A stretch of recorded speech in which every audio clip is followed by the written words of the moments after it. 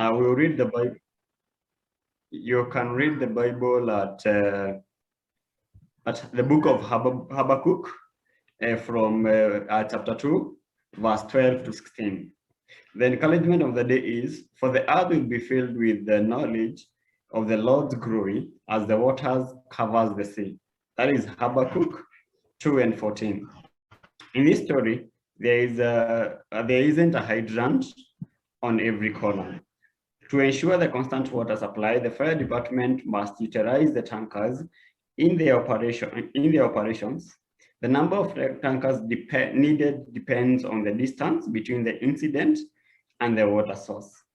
At the time you fill and off-road a tanker and the amount of water needed.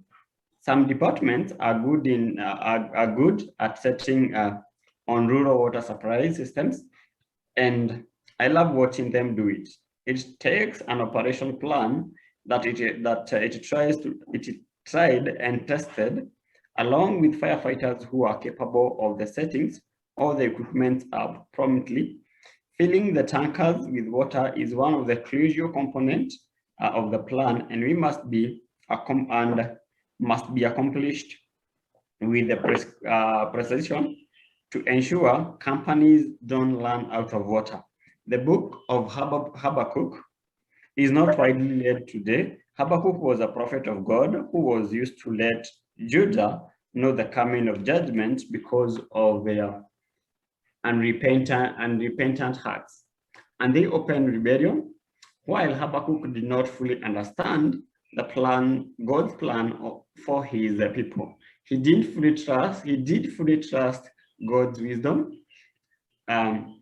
God still rules over the whole earth today, including the fire stations, and uses whomever he chooses to accomplish his purpose. Christian firefighters are called to fully trust God on no matter what is the circumstance around us, as maybe rather than complain about ungodly things are going on in the world. Today, we should diligently work to cooperate to spread the knowledge of God's great love for us. As your tank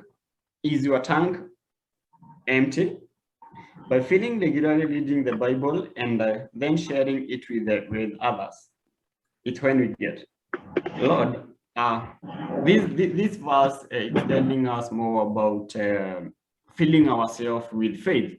As much as we always feel the fire engine, the water tankers, the water boozers that we use to go and check to transport water from one place to the place of incident. It's the same way that we are told, we as the Christian firefighters, that we need to fulfill ourselves. We need to fill ourselves. We need to trust fully in God, so that He can be able to give us. He can be able to serve us. We can be able to serve God in all manners and all purposes. And for that, I think we can pray before we start the class. Lord, I thank you today for your staying in control through the world and everything else, God. We commit ourselves today in your able hands, Jehovah. As we start this class, Jehovah, we ask you, God, that you'll be in the middle, Jehovah, you'll be at the end, Jehovah. As we command, Jehovah, we worship you and we bless your name, God. Give us give us the healing, give us the patience to wait upon what we are going to be served today, Jehovah. In the mighty name of Jesus, we pray and believe. Amen. So by that, I think I would welcome everyone else for the class, and the class is open and we can start the class. Welcome so much, Banz. It's good to see you again. It's been a long time without seeing you. Welcome so much, everyone. So thank you, Richard.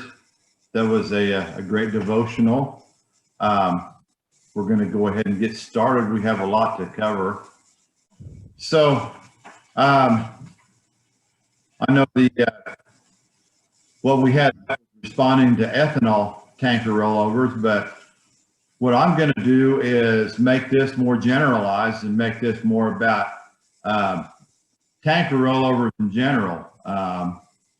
I know over in my travel in in Kenya and Zambia. I've been to Zambia as well. You guys have kinds of tankers. I've seen especially a lot of gasoline tankers. So, you know, and I've seen some others, but so I wanted to make this about tanker rollovers in general. You guys a little bit of background about myself.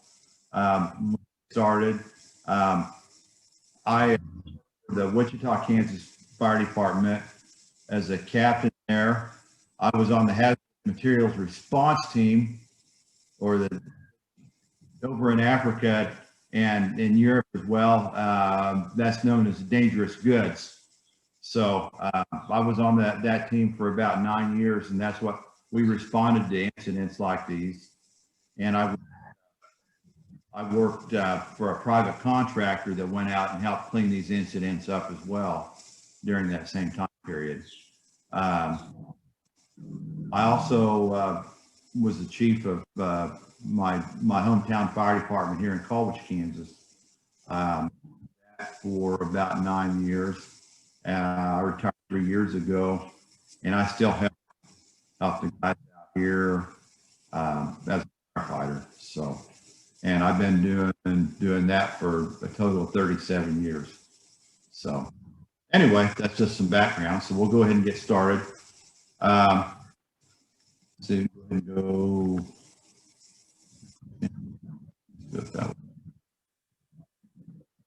Okay, so objectives for our class today. First one, we're going to discuss initial actions. Any rollover incident, and basically hazardous or dangerous goods. I'm probably going to say hazardous materials incident a lot, but any dangerous goods incident. We're going to share incident or methods of identifying products that a container is carrying.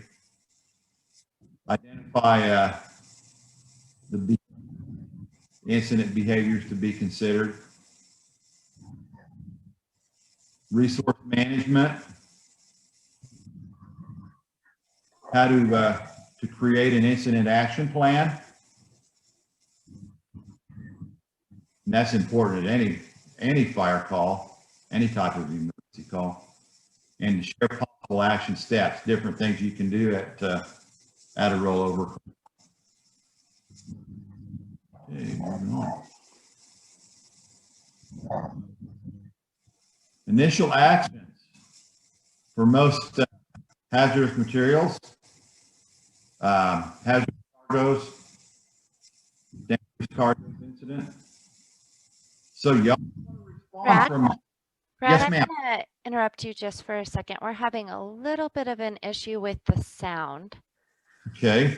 Do you have a microphone that's close by there? Where you're or is it on your camera? Yeah, I'm just using the one on my phone or on my computer. Okay.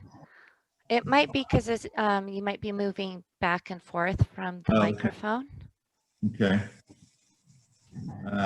So I need to stand still, or probably maybe, is it over modulating or? This is much better. It's much better. Thank you, sir. Okay, I'll quit over modulating. So actions. This is what you want to do at any hazardous materials incident or cargo. You always want to respond from an upwind direction, and that's to keep yourself from running in to an incident and getting yourselves into trouble, getting contaminated. So that's why we do that. When you arrive on the scene, and you can actually start this, your scene side start as soon as you leave our station. Start doing your scene sides up. Arrive on the scene. You want to do a good size up in a simple one you can use is what I call the CAN report, and that's your actions on the scene, your actions that need to be taken, and your what resources do you need. Okay. Really important one as well, and that's to secure the scene. You want to keep people off that scene, keep them from getting into trouble. Plus, that keeps you from having, as rescuers, it keeps you from having to endanger your people to have to get them out of there. Okay. Okay, you want to implement the incident command system. How many people will use the incident command system? Is there a lot of people that do? I guess we can talk about that later. Right? But if you don't use the incident command system, everybody needs to learn it. Identify the product as soon as you can, and we're going to cover that here in just a second. And try, if there's any patients that you can safely get to, get them out of the area, and try to do that without contaminating yourselves. Okay. I got a couple of notes here on the bottom. Going back to the perimeter and securing that scene, setting up that perimeter, depending upon what your incident's doing, you may have to adjust that perimeter as things change.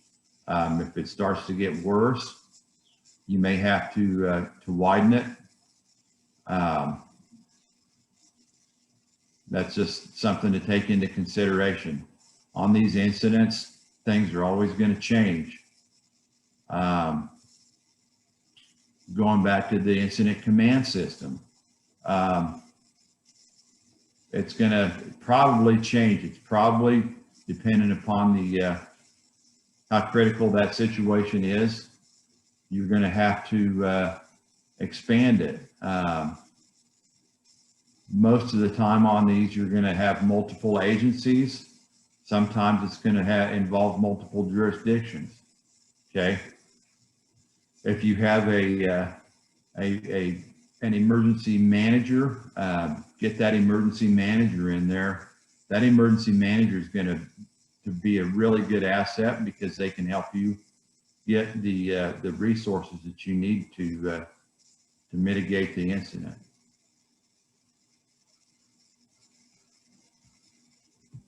Okay, let's go on to identifying the product.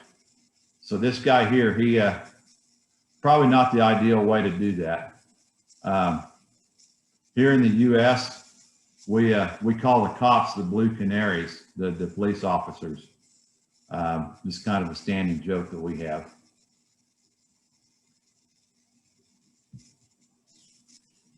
So one of the ways that you can use to identify a product is by the shape of your tanker. Okay. In this instance right here, this is a gasoline tanker that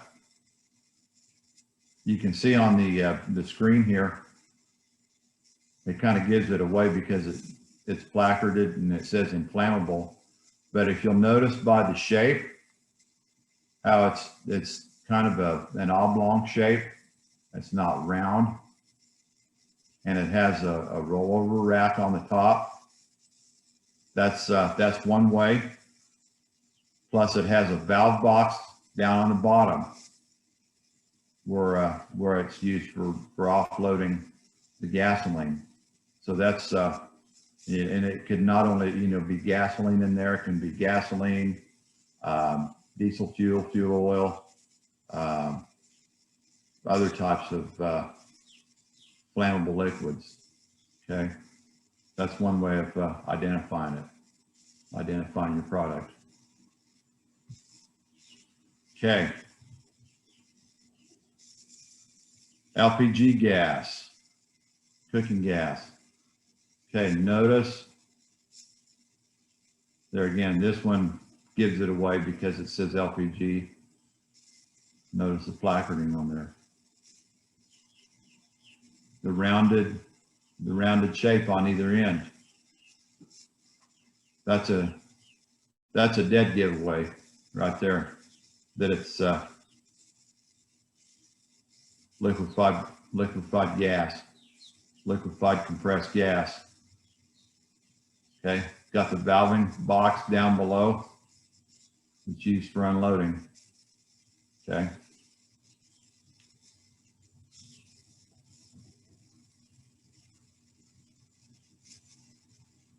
Okay. You get a smaller truck. It's got a completely round tank. See how it's a smaller diameter, and it has reinforcing rings in it, and it has a splash guard on top. That's a giveaway that that's probably going to be a corrosive. See on the end where it says danger acid. A lot of acids are very heavy. They can't carry as much. So that's a clue that it's probably going to be an acid, probably a corrosive. I couldn't find a good picture of one. There's another, a lot of them will be, basically they're coated in aluminum. A rounded trailer, a bigger size. Many times they'll have the splash guards like this. They're what they call a low pressure container. They'll carry sometimes mild corrosives, chemicals other than acids and things like that. They call them low pressure carriers. You'll see a lot of those over the road. Okay, that's a dry bulk container. This particular container here, cement carrier, dry powder. Sometimes in these dry bulk containers, you'll see them carry plastic pellets, things like that, flour. It's all different ways of identifying products just by the container shape.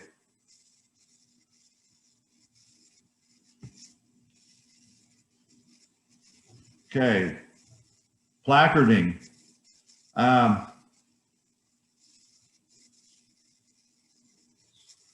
got the US DOT placarding. I couldn't find a good one for Africa or Europe. I'll have to beg for your forgiveness on this. I know some of the hazard classes are different, a little bit different. This kind of gives you an idea. Over here, the 1s are explosives, 2s flammable gases, 3 flammable liquids. Hydrogen Blast, would you enlarge your screen kindly? It's not legible from this side. You need the screen to be enlarged? Yes, please. Okay, see if I can do that. How's that? Yeah, Better? that's better. Okay. Thank you. Yes, you're welcome. That's not a very good picture either. Okay, class 5. That's, like I say, and I'm going off of our system here in the US. I know that the European and African system, which I think over there, it's fairly similar to the European system.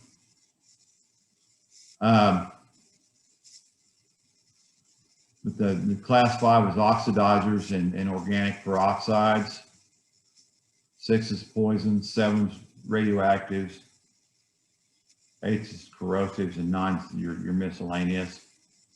So, but you get the idea that placarding is another way of gaining an idea.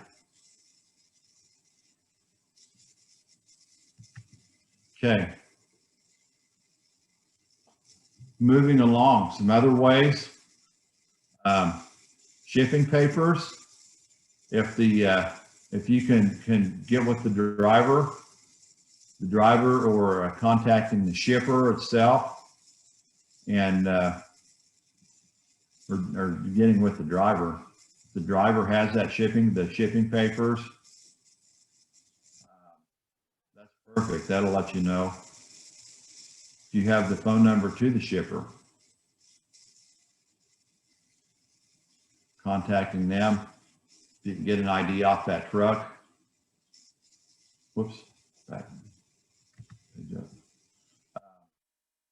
Company name. A lot of company names kind of go with certain products, especially like oil companies, things like that. That will give you a pretty good idea of what they're carrying. If you compare a company name with a container shape, that gives you a good idea of what they're carrying. Okay. And if you have a leak and it's doing certain things, say for example, in one of those LPG trailers, it's putting off a good vapor cloud along the ground, that's a good idea that that's probably going to be propane. Okay.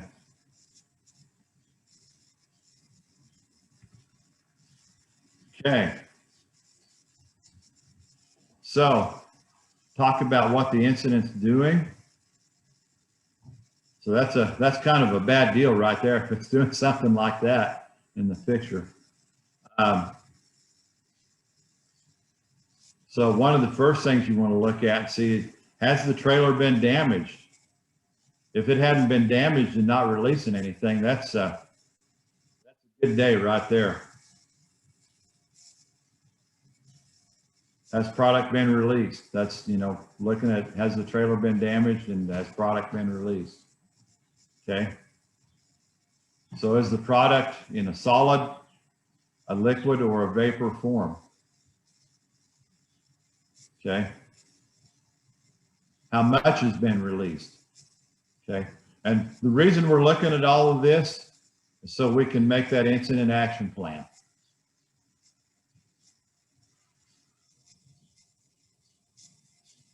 How much has been released? Okay. Is it being released right now? Okay. If it stopped being released, that's a good thing. If it's still being released,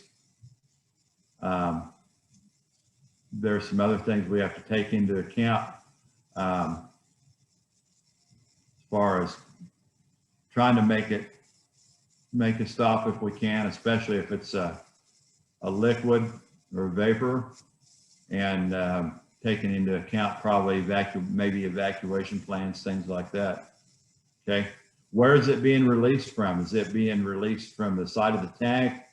Is it being released from a valve? Is it being released from piping? That's important. Okay, is it on fire? Okay, if it's on fire, are there exposures around that we're going to have to protect?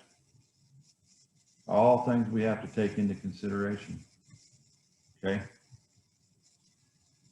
So going on, some other things we have to look at. Where is that liquid or vapor migrating to? Is it going into a housing area? Is it cooling up and staying in one place? Is it running down into a waterway? The weather, that's very important. Which way is the wind blowing? Is there a rain forecasted? What's the temperature? What's the humidity? Okay. These last two. What resources do I have on the scene? Okay. And what resources can I get? I don't know, in some areas, you may be able to get a dangerous goods response team. Some areas you may be it. So that's going to make a difference in what you can do and what you can't do. Okay. And other things too, going back to that, not just dangerous goods response teams. You may need people like bulldozers, places to evacuate people to, ways to evacuate people, things like that as well. So all things to think about. Okay. So now we're going to go to creating that action plan.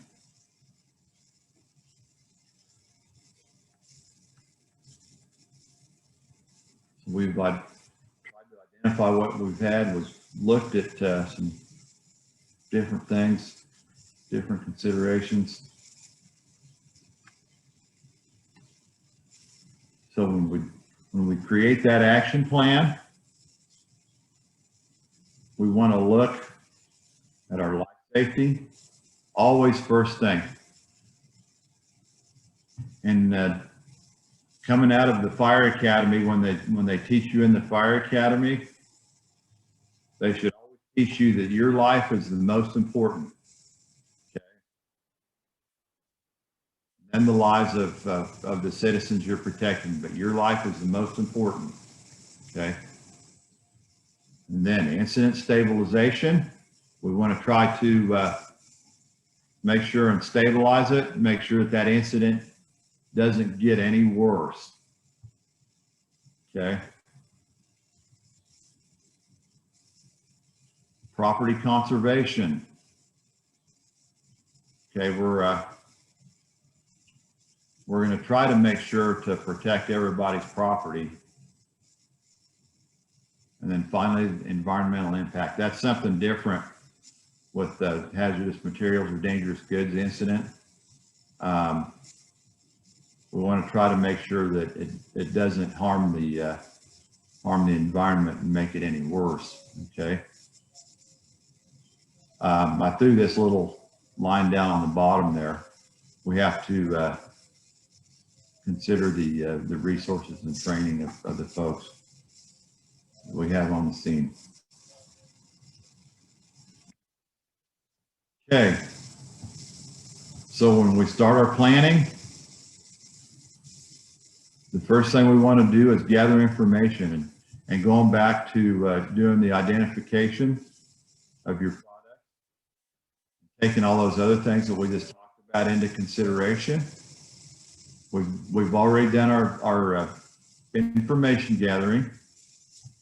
So then we have to evaluate it. Okay, based on all of that information that we've gathered, we're going to evaluate it.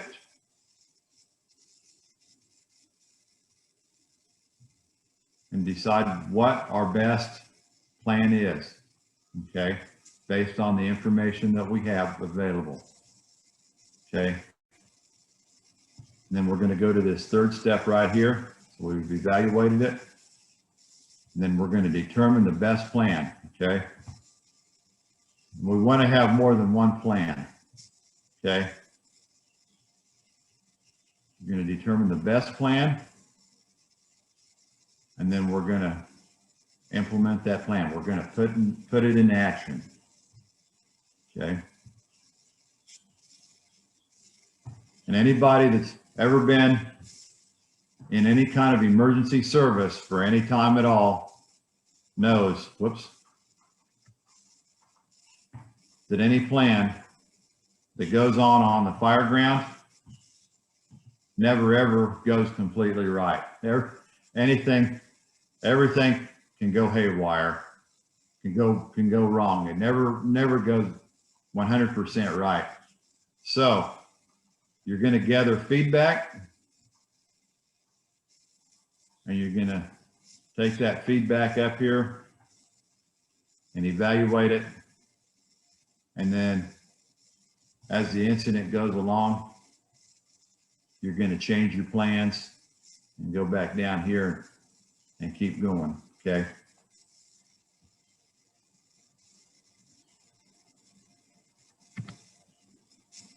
Okay. This is a picture I shot right here on an incident that I was on. That was about, oh, six weeks ago. And that's what inspired me to do this class.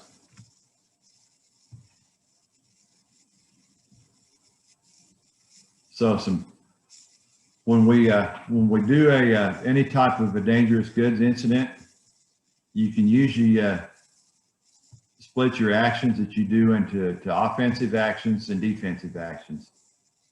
And a lot of these actions are going to depend on your training and your resources that you have,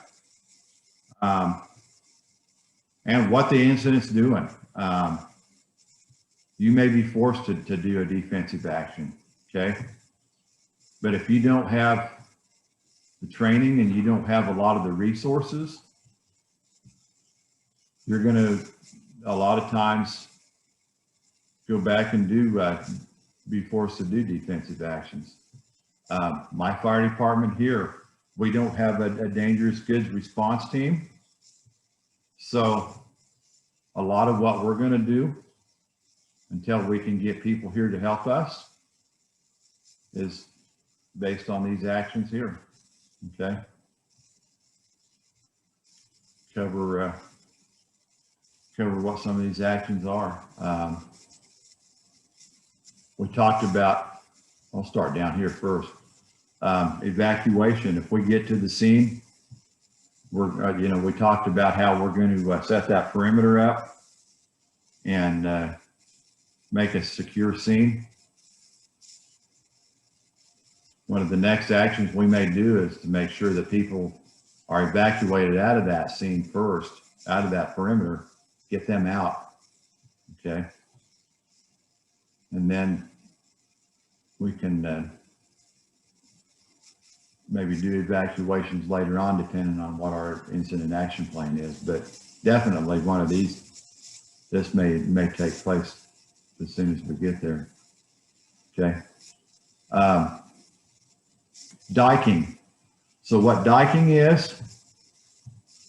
is an action that is to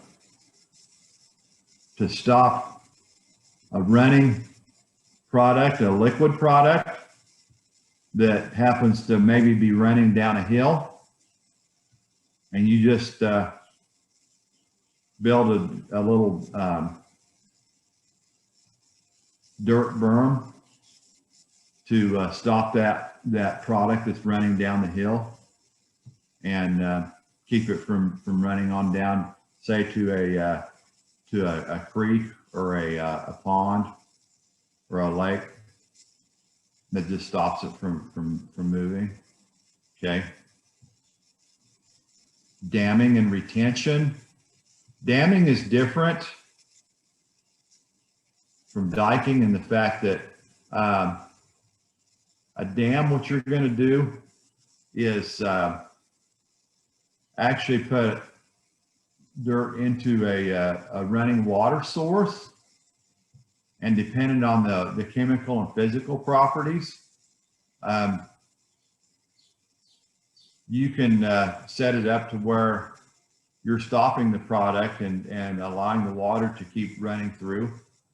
So you may set it up to where the water is running through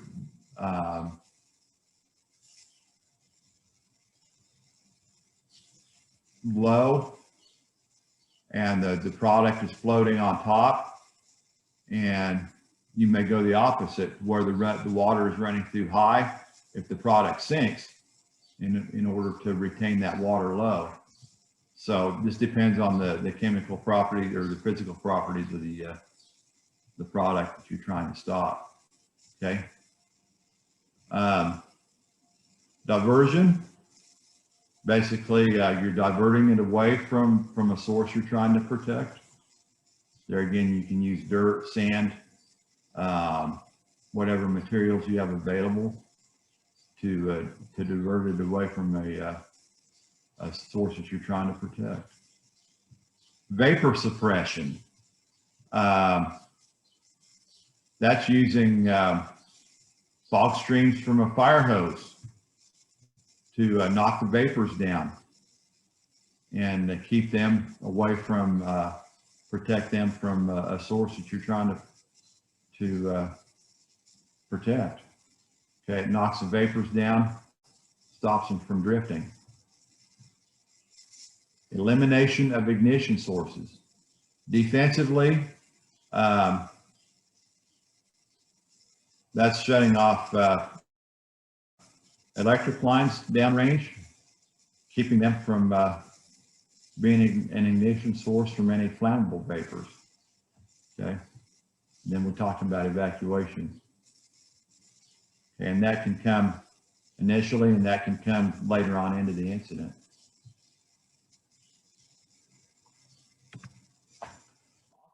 Actions. This occurs more when you have a dangerous goods response team. Okay. Some actions they can do, they can go up and they can put plugs into the side of into a pipe, so they can actually put a plug into the side of a tank.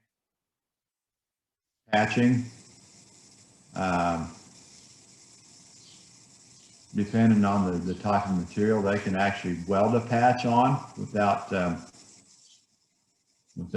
lighting off the product, or there are different patching kits that you can put on. You can go in, shut a valve off, stop a leak. Notice I have elimination of ignition sources. On trucks, you can go in and unhook the battery cables. Absorption, you can go in and throw absorbent materials to absorb the product that's leaked out. Sometimes, depending upon the product, you can actually do this. Things like gasoline, if you have the personal protective equipment, you can do this. And it doesn't necessarily have to be, just as a dangerous goods response team. We do this a lot at our level as well, if the incident's stable. Dilution. Basically throwing water or other materials to dilute the product down to where it's safe. Neutralization. This is where you have acids or bases. Neutralizing it down to where it's safe. Fire suppression. There again, it's called an offensive action. You guys can do this if you have the right PPE. Product transfer, okay? That's taking the material off a damaged container and putting it into a good container.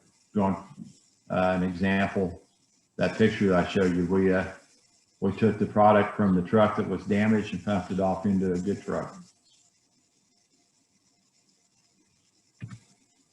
Okay, so for next week, we're going to actually continue this into next week. For those of you that are interested in joining us next week, we're going to have a case study. Going to do some breakout sessions. The case study, by the way, is going to be on that incident that I showed you the picture of. We're going to talk about it a little bit. Some things that we did right, some things we did wrong. Going to have some breakout sessions. What we're going to do there is I'll give each group an incident, let you guys work the incident, and then we'll get back together and we'll talk about it and just give you all a chance to do some problem solving. So I would encourage everybody to join us next Wednesday. So anyway, with that, I'm going to open the floor up, and I am going to answer some questions that everybody has. Thank you so much, everyone, for turning up the class. The class was good. And now I think it's an open class. Everyone can ask a question through the chat zone, or you can also raise your hand, and I think the question will be answered correctly. Please, everyone, feel free to ask any questions. Sorry. Hi, Brad. Hello. Just one question. Okay.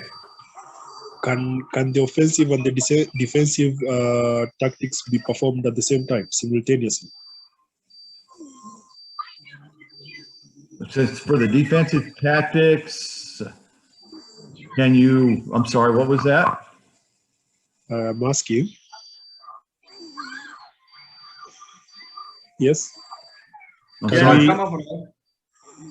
Can the defensive and the offensive technique be applied simultaneously? Oh, yes, absolutely. And I had a note and I forgot to cover that. Thank you for reminding me. Absolutely. Yes. Going back to that, you can do more than one technique, and you can apply them simultaneously. Yes, sir. Absolutely. Very good question. And thank you for reminding me of that. Yes, absolutely.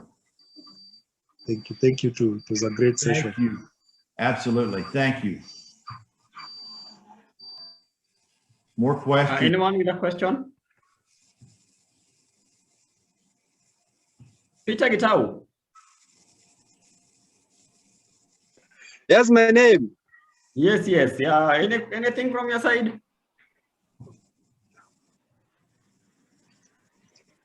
My name is Peter Muturi. I think you have Peter Gitau. We have Peter Muturi. Oh, so you're Peter Muturi. Take the floor. Yeah, the question that I have is, do we have serious cases in America whereby there is an accident of a tanker, and when people try to scoop the petrol, they get banned? Do we have such serious cases in America? Oh, do we have that in the U.S.? No, thank goodness. Yeah. I know that's an issue in Africa, and I started to bring that up. But yeah, that's why it's so important to make sure that scene gets secured as soon as possible, to keep people from running in and trying to scoop the gasoline like that. So I know it's an issue. It's an issue there as far as having a relationship with the police sometimes. But if you can establish the relationships with the police, try to do so ahead of time. Get a good relationship with the police. And like I say, I know it's an issue. I know it's a very sensitive subject with a lot of people, but they can be an asset as far as being able to secure that scene, and keeping people out of there, because that's a very big safety issue as far as keeping people off and keeping people safe. So good question. Very good question. That was something that I thought about bringing up and I didn't, but since you, thank you so much. Brand? Yes, sir. You got something? Well, thank you everybody for joining. I would encourage everybody to come back next week. I think the problem solving would be good. They're this for sure. I spent, like I said, 9 years doing this, and I still don't know everything there is to know about responding to these things. Every one of them is different. This last one that I responded on, it was good because the guys that responded out, that was leading the dangerous goods response team, was one of the guys that one of my rookies, one of the young guys that first came on the fire department, and was one of the guys that I taught. So it was good to be able to see one of the guys that I passed knowledge on to. So, but for sure, keep learning. I would encourage everybody to keep attending these sessions. I thank everybody for attending these sessions. So, Well, thank you, Brad. I'm going to go ahead and close us out. Thank you so much for your training today, and to all the participants in the training. We will be posting the recording online soon for future reference. We ask that you complete our online evaluation so that we can continue to improve our trainings. Brad will be doing our training next week as well, and we would love for all of you to join us. You will be able to use the same link to log into the trainings next week if you are able to attend. Please invite other firefighters to register and attend our trainings. Thank you, and remember, a better fire service starts with you.